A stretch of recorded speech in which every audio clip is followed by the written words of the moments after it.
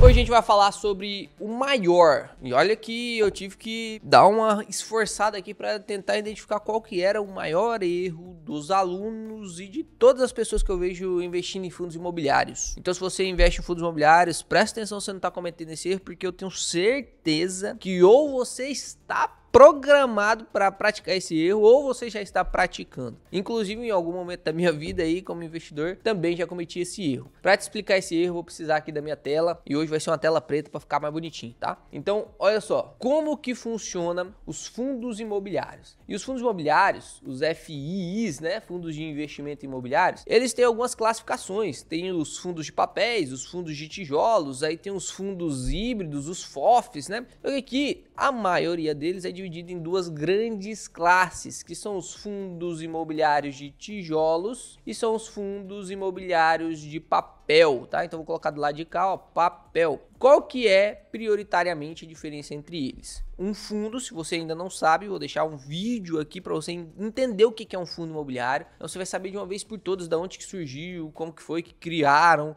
qual que é por trás disso, como que funciona o investimento. Não é que é importante, é essencial que você veja esse vídeo aqui. Quando eu falo de um fundo, a maioria das pessoas que viram o vídeo pensa em um cofre. E aí o gestor, que é o que faz o investimento, pega esse dinheiro do cofre aqui e investe em algo. Quando esse gestor compra diretamente imóveis, ele vira um FI de tijolo. Quando esse gestor empresta esse dinheiro para alguém construir imóvel, ele vira de papel. Se você quiser entender um pouco mais sobre isso, vai lá no vídeo. Porém, quando a gente está aqui nessa programação entre tijolo e papel, a gente tem algumas diferenças. Por quê? Olha só, os tijolos, eles têm um patrimônio líquido específico, né? Tem um PL específico, um patrimônio líquido específico. O que é isso? É o dinheirinho que saiu aqui do cofre e foi usado para comprar o tijolo, e agora esse tijolo vale tanto, né? Você comprou um imóvel de 300 mil, qual que é o patrimônio líquido? 300 mil. Só que percebe, você intuitivamente já vai conseguir fazer essa resposta aqui sem muita dificuldade. Por quê? O patrimônio líquido de um fundo de tijolo, se é um bom tijolo, ele vai tendo os ganhos de patrimônio no decorrer da sua vida útil. Então aqui no ano 1 ele tem esse PL aqui, tá? No ano 2 ele vai ter o mesmo PL, lógico, pode cair,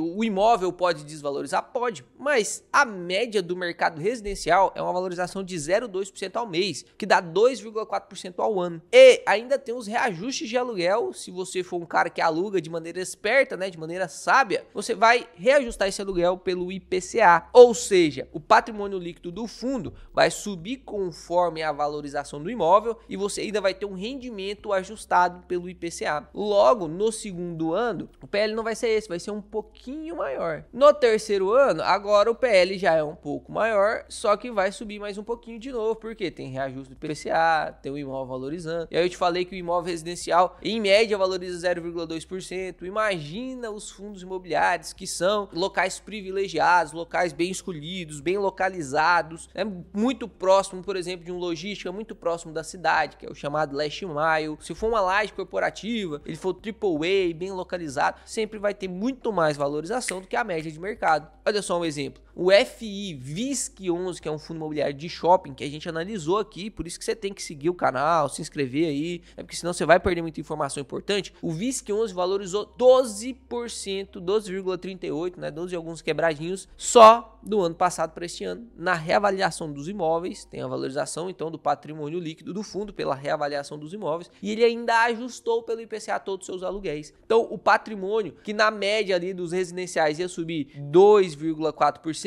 no VISC11 subiu quanto? Subiu 12,38%. Será que vale mais a pena investir realmente aqui em fundos imobiliários? Ah, Léo, mas tem imóveis físicos que eu consigo comprar diretamente que valoriza muito mais. E sim, beleza, tudo bem, pode ser que seja mesmo, né? Se você acertou pra caramba. Só que isso aqui acontece frequentemente nos fundos imobiliários. Olha só um outro exemplo. O GTWR, que aí não é mais de shopping, é de laje corporativa, valorizou 8,78% e ainda ajustou os seus rendimentos pelo IPCA. Então perceba que o patrimônio líquido do fundo, ele vai subindo. E Léo, por que eu quero saber desse patrimônio líquido? Qual que é, né, a diferença desse patrimônio líquido? Para que eu tenho que saber se o patrimônio líquido está subindo ou descendo? Isso é de extrema importância. Pausa para o cafezinho. A sua remuneração vem do quanto o patrimônio líquido é. Ou seja, como que você vai cobrar 5 mil reais de aluguel de um imóvel que vale 100 mil? Como que você vai cobrar 20 mil reais de aluguel de um imóvel que vale 50 mil? O patrimônio líquido do fundo está intimamente relacionado ao rendimento que ele entrega. Logo, quando eu falo que o patrimônio líquido de um fundo de tijolo, ele valoriza conforme o tempo vai passando, isso significa dizer que o dividendo yield deste fundo,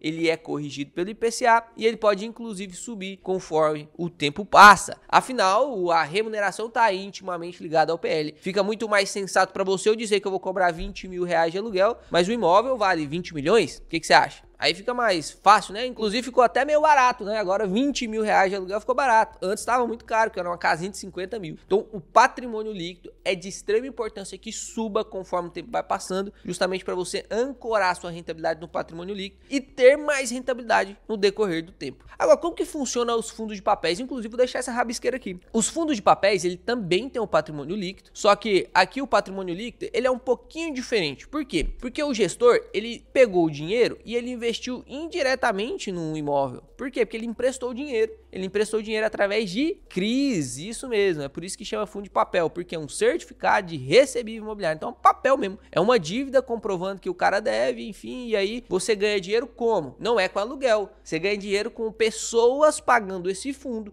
Tá devendo, vai lá e paga todo mês, igual um financiamento. Como que você dá o dinheiro pro banco lá que você financiou a casa? Todo mês você vai lá e paga uma parcela. Do mesmo jeito, os fundos de papéis vão receber essas parcelas de financiamento e aí toda essa parcela de financiamento, ela vira dividendo. Ou seja, o PL do fundo aqui no primeiro ano é tal. No segundo ano é a mesma coisa. Por quê? Porque toda essa valorização que deveria estar acontecendo, como acontece aqui nos fundos de papéis, e toda a valorização de imóvel que acontece nos fundos imobiliários de tijolo, não acontecem aqui nos fundos imobiliários de papel. Por quê? Porque todo o interino é distribuído em dividendos. Você quer ver um exemplo? Eu vou te mostrar um exemplo aqui na prática para você clarear sua mente de uma vez por todas, tá? Então eu vou dar uma minimizada aqui nessa nossa rabisqueira. Se a gente entra aqui, esse aqui é o relatório gerencial, não precisa ficar com dúvida. Relatório gerencial é uma coisa que normalmente você vai ver muito eu ler aqui nesse canal. É pouca gente lê, você vai ver eu ler pra caramba aqui. Então não vacila, você vai aprender isso aqui em algum momento, porque é isso aqui que confere para você uma qualidade de investidor mínima, razoável. Você tem que ler o relatório gerencial para você se chamar de investidor. Não tem esse negócio de investir no fundo imobiliário sem nunca ter lido o relatório dele, pelo amor de Deus. Pelo amor de Deus, se alguém te fala isso, você vaza fora, sai correndo disso. Quando a gente abaixa aqui, ó, aqui ele fala todas as informações, estou vendo aqui o do HGLG, mas perceba uma coisa, olha isso aqui, cara, mês de reajuste,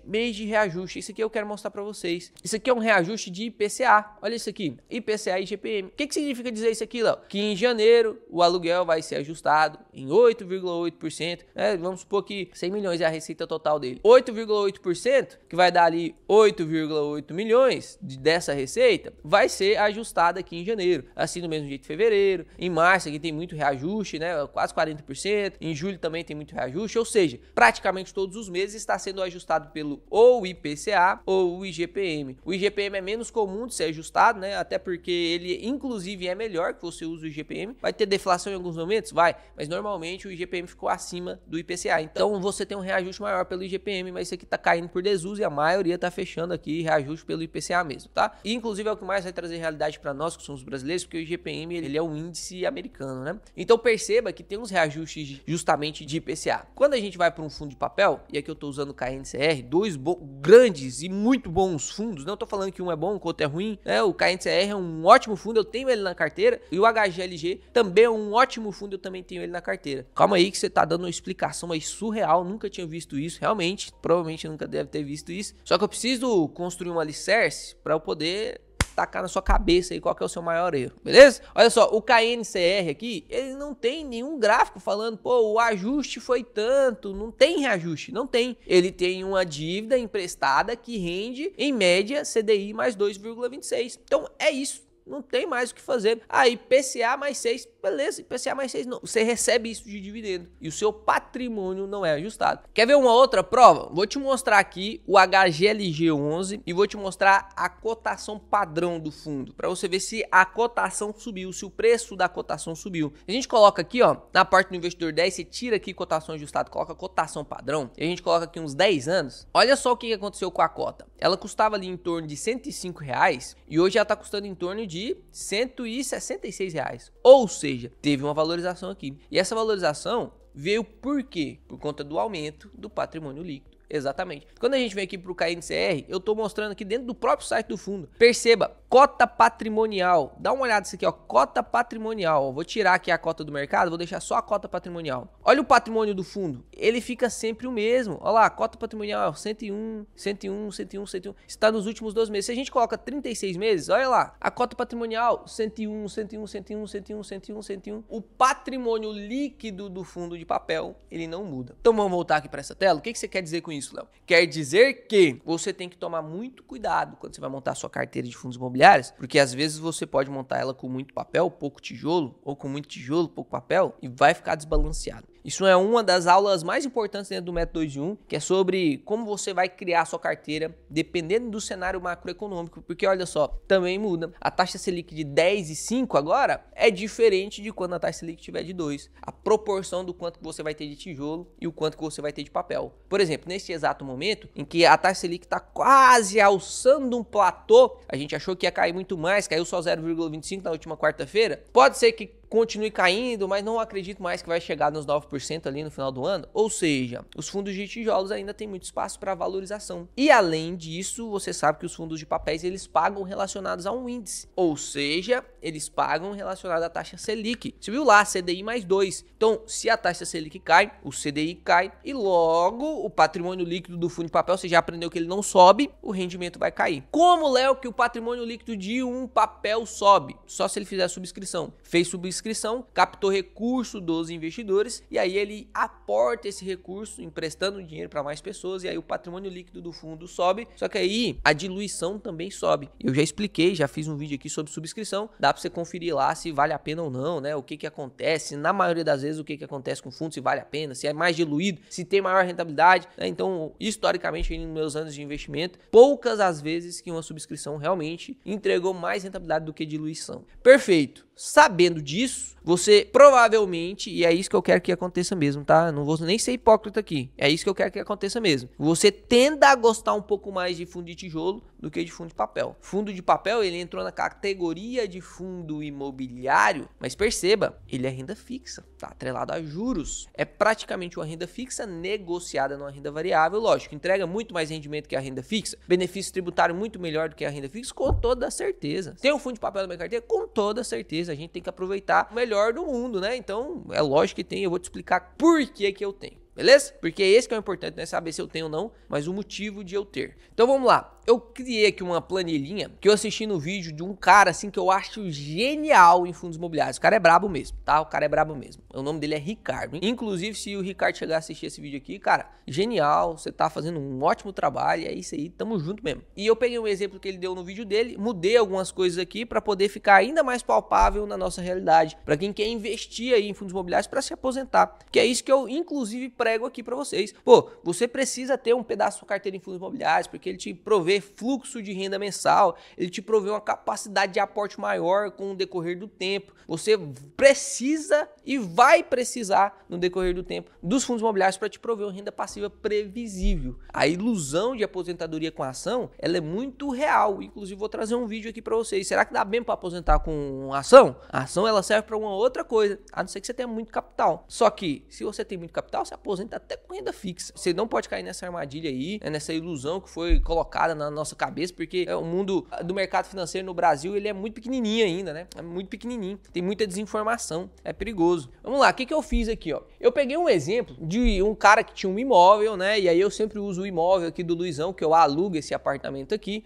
Pegou um imóvel e tá cansado lá, porque tá alugando pra mim. Vamos supor que o Luizão tá cansado. Eu sou um ótimo inquilino, eu não reclamo de nada, cara. Eu não reclamo de nada. Inclusive, o Luizão tá precisando fazer umas consertinho aqui. Sério mesmo. E eu não reclamo, né?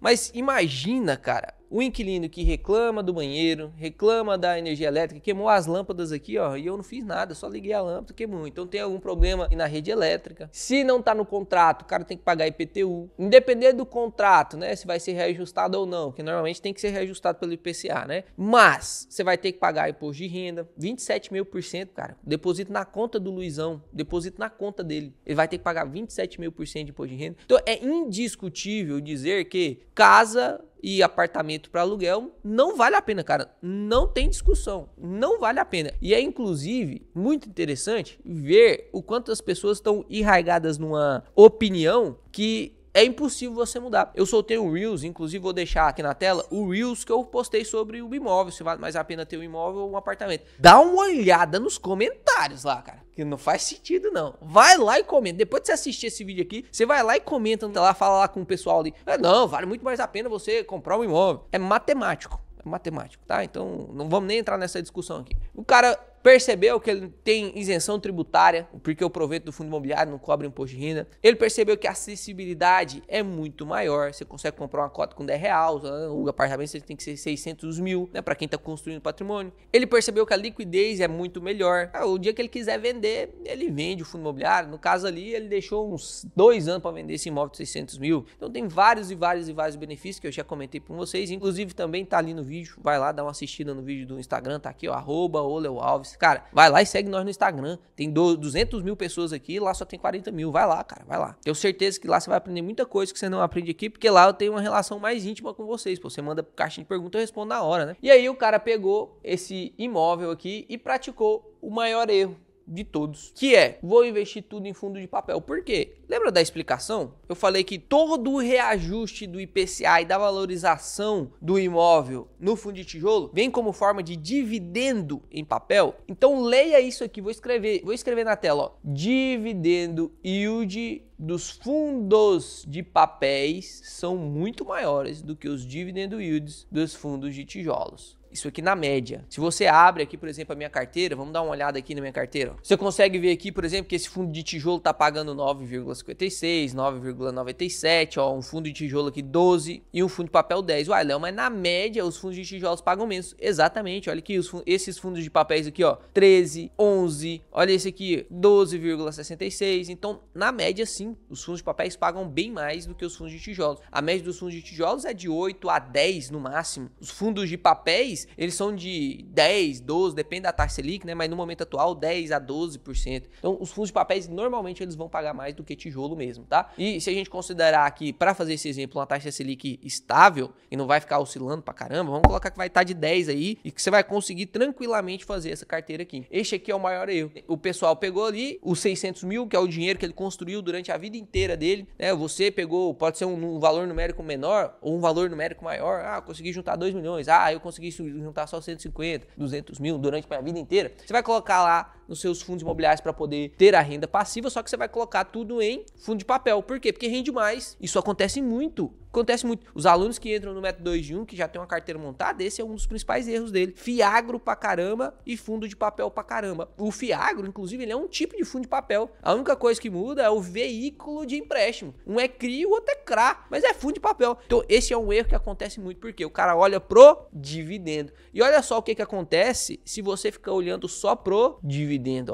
Olha a merda que você tá fazendo. Olha a merda que você tá fazendo. Vamos pegar aqui uma carteira que o cara investiu 600 mil reais, tá? E o dividendo médio dessa carteira é de 12%, bem tranquilo de ser 12%. Fundo imobiliário de papel, no momento atual, consegue pagar aí seu 0,95%, 0,97% ao mês. Então, se você montar uma carteira boa só de fundo de papel, você consegue sim um rendimento de 12% ao ano, tranquilamente, tá? Não é difícil não, tranquilamente. Qual que vai ser a renda anual então? Se é 12% de 600 mil, a renda anual vai ser 72 mil. A renda mensal é 6 mil, então todos os meses você vai ganhar 6 mil reais. Aí eu peguei aqui agora o IPCA do ano. O IPCA do ano, pra gente fazer uma simulação de 10 anos pra cá, o quanto que você teria de poder de compra, porque isso é essencial. Nos fundos de tijolos, olha isso aqui, lembra deste gráfico aqui, cara, lembra deste gráfico. Então, todo ano você tem reajuste do IPCA. Então, se eu falo pra você que você investiu, presta atenção nisso aqui, porque isso aqui vai mudar a sua vida. Se eu falo pra você que você investiu 600 mil reais em fundo de tijolo,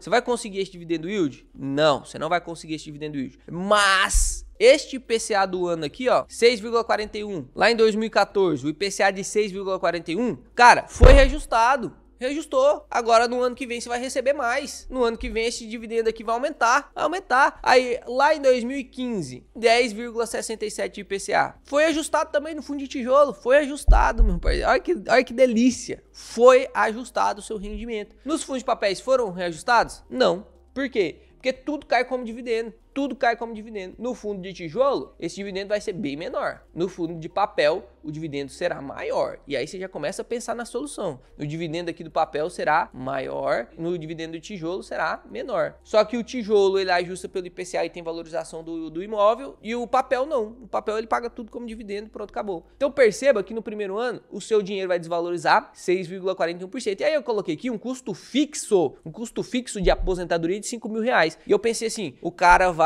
ganhar R$6.000 por mês e para ele se aposentar ele precisa de 5 mil, pagando água, energia, internet, aluguel, porque ele vendeu o imóvel dele, né? Aluguel, pagando, sei lá, a escola da filha ou do filho, ou ajudando ali na escola do neto, enfim. Tem ali um patrimônio que ele precisa de 5 mil para viver e ele tá ganhando 6 mil, ou seja, tá aposentado. Pronto, acabou minha preocupação, Léo, tô aposentado, tá sobrando R$1.000 ainda. Gasto com lazer, viajo, dou presente pros meus netos, dou presente pros meus filhos, dou um buquezão de flor de R$1.000. Um dia eu quero fazer isso, vocês vão ver. Quando eu fizer isso, vocês vão ver no Instagram. Um buquezinho de flor de R$1.000 pra esposa. Perfeito. O percentual, então, é de 83%. O que é esse 83%? É o quanto os 5 mil vale em relação à renda mensal da aposentadoria. Então, ele gasta 83% da aposentadoria dele. No ano que vem, no outro ano, os 12% continua. Teve reajuste? Não teve. Patrimônio líquido do fundo subiu? Não subiu. Você viu aqui no gráfico que o patrimônio líquido ficou a mesma coisa. Ou seja, rende a mesma coisa. E aí o IPCA foi de 10,67. 10,67. Agora o custo fixo, que antes era de 5 mil, agora é 5.500. Opa, deu uma assustada aí, Léo. 5.533? Caramba, a minha reservinha de R$1.000 caiu pela metade em um ano. Já equivale a 92%. No próximo ano, aqui em 2016, o IPCA foi... Isso aqui é dado real, tá? Eu não tô inventando o número aqui, não. Em 2016, o IPCA foi de 6,29. Olha lá. O seu custo fixo agora seria de 5.881. No quarto ano, você já não tá mais aposentado. Imagina, você trabalhou a vida inteira para se aposentar com fundos imobiliários, porque você sabe que os fundos imobiliários é bem melhor do que o INSS. Você sabe disso, porque com o INSS você não ia conseguir nem fazer isso. Aí você sabe que o fundo imobiliário é melhor que o INSS, aí você coloca 600 mil, que é uma porrada de grana, cara. É muita grana. É muita grana. E você aposenta por 4 anos, depois você não aposenta mais. Por que não aposenta mais? Não, é porque aqui o IPCA do ano foi de 2,95, seu custo fixo já tá de 6.055. Já é mais de 100% aqui de sua aposentadoria. A sua aposentadoria não tá subindo, não tá tendo reajuste, então tem que tomar cuidado com isso aí. Esse aqui é o maior erro das pessoas. Tem como resolver? Eu com os mesmos 600 mil eu conseguiria viver de renda passiva eternamente? Com certeza. Com certeza. Por isso que você, sim, precisa de planejamento para sua aposentadoria. Não é só sair tacando os treinos. Você precisa de conhecimento. Conhecimento é altamente premiado na bolsa. Mas a ignorância, meu parceiro, eu sempre vou repetir isso aqui para você. A ignorância é punida de uma tal forma que você não tem noção, meu parceiro. Não tem noção. No 10º ano, 10 anos só, cara. Quando eu aposentar, eu quero viver mais uns 100 anos aposentado. Com 10 anos já tá 139 da minha renda. Já não consigo mais viver aposentado. Hoje eu vou ter que pedir R$2.342 emprestado pro meu filho, pro meu neto, porque eu não consigo mais viver, ou vou ter que voltar a trabalhar, imagina, olha que loucura. Eu postei um Reels esses dias aí de uma velhinha que não conseguia nem caminhar, tentando fazer suas vendas de doce lá, porque ela não tinha, o INSS não sustentava ela, olha que loucura. Imagina você passar por isso. Deus me livre, cara, Deus me livre, você não merece isso não. Tem que ter planejamento, tem que ter conhecimento. Qual seria a primeira forma de resolver isso aqui? Primeira forma, não tem problema você investir em fundo de papel só. A gente já sabe que os fundos de papéis são inferiores pro longo prazo do que os fundos de tijolos, porque os fundos de tijolos eles vão valorizando intrinsecamente, sem você precisar fazer nada. Eles vão valorizando e inclusive vão reajustando pelo IPCA. Ou seja, dor de cabeça muito menor. Mas dá pra você fazer isso com fundo de papel. Você só precisa ser esperto. Qual que é a esperteza que você precisa ter? O IPCA anual você tem que reaportar. Então, por exemplo, se a gente colocar aqui, ó, aporte necessário para manter o padrão de vida, necessário, ó, aporte necessário. para você manter o seu padrão de vida. Esses 6,41% que foi de IPCA, você tem que ajustar isso aqui na sua renda mensal. Ou seja, você tem que aportar mais porque sua renda mensal tem que ser agora, no final do primeiro ano, 6.348. Tem que ser 6.348. Você vai ter que render mais R$ 384,60. Quanto que eu deveria aportar para ter esse rendimento a mais aqui? Porque nos fundos de tijolos isso aqui seria ajustado, né? Seria ajustado. Só que você não comprou fundo de tijolo porque você nunca fez o método 2 em 1, você não sabe rebalancear sua carteira, palhaçada, né? E aí agora você vai ter que reaportar isso aqui para você ter esse rendimento. Isso aqui equivale a 12%. Por quê 12%? Que é o rendimento que você teria. É o que tem que aumentar. Então, se isso aqui é 12%, quanto que é 100%? Então, fazendo uma regrinha de 3 aqui, ó, 384,60 vezes 100 dividido por 12, dá ali R$ 3.205. Então, você teria que aportar R$ 3.205. Isso aqui você teria que aportar no ano, o que daria um aporte necessário mensal neste ano seria de 3.205 dividido por 12, ou seja, 267. Você ia ter que tirar aqui dos 6.000 e reaportar 267 por mês. Por mês você ia ter que reaportar. No segundo ano, a mesma coisa, né? É só você repetir aqui a fórmula. Por exemplo, aqui no ano que foi de novo 6,29, você teria que aportar aqui R$ 262. A gente pega aqui um ano que teve um IPCA alto, né, de 10%, que não é tão raro assim no Brasil, né? Olha lá, o quanto que você teria que aportar? Você teria que aportar por mês 419. Então, para você evitar tudo isso, e lógico, você vai continuar reaportando sim, inclusive no método 2 em 1 e na metodologia Kraken, que é o meu método de investimento completo, né? O método 2 em 1 tá ali dentro do R, dos REITs, que são os fundos imobiliários, maneira mais eficiente de você investir no fundo imobiliário, por isso que chama o método 2 em 1, que você ganha com valorização de cota e com pagamento de dividendo. Eu sempre ensino aos alunos que eles devem se aposentar já com a gordurinha para um investimento de pelo menos 10%, porque 10% de investimento normalmente vai sempre bater o IPCA e em algum ano que não bater, você já tem a valorização daquele reinvestimento que você fez, que vai bater o IPCA para sempre, você tem uma renda eterna. Então, eu quero aposentar com 5 mil, então ganhe pelo menos de renda passiva 5.500, porque você pega os 500 e fica aportando todo mês. Logo, não tem quem vai te segurar, meu parceiro, não tem quem vai te segurar, inclusive você vai conseguir aumentando sua aposentadoria conforme o tempo vai passando. Só que isso aí você vai entender, lógico, dentro do método 2 em 1. Precisa aprender essa parte de cenário macroeconômico quando você vai rebalancear sua carteira. Eu vou deixar o link aqui na descrição para você clicar nesse link, ir para o site e ler tudo que tem dentro do método 2 em 1. Eu não quero que a sua decisão seja emocional. Nossa, eu vi o vídeo, fiquei abismado, com medo, não sei se eu vou conseguir. Não é isso que eu quero que você pense. Eu quero que você leia tudo lá, tintim por tintim. Tenha lá o WhatsApp do suporte, você pode entrar em contato com o suporte, tirar alguma dúvida. E depois que você ler tudo, eu quero que sua reação seja a seguinte: caramba, cara, tá muito barato esse negócio aqui, pô. Com R$500 eu entro num negócio desse aqui, sendo que com 3 mil eu não entro num trem desse aí com as outras pessoas vendendo. Então, eu quero que sua decisão seja racional. Não faz sentido eu ficar de fora disso. É isso que eu quero que você sinta. Se não foi isso que você sentiu ao ler tudo lá, meu pai, eu nem quero que você entre. Eu nem quero que você entre. Tem que ser uma decisão racional. Do mesmo jeito que a gente usa uma decisão racional para comprar um fundo imobiliário, você tem que usar essa decisão racional para comprar tudo na sua vida, meu pai. Tem que analisar indicativo, tem que comparar com par. Vou deixar essa planilha, inclusive, desse jeitinho que ela tá aqui na descrição, se você quiser baixar para mudar ali, é o seu custo fixo, quanto que você acha que você tem que se aposentar, enfim, ela tá automatizada ali, é só você inserir os dados, beleza? Espero que você tenha gostado do vídeo, até mais investidores, até o próximo vídeo que será excepcional.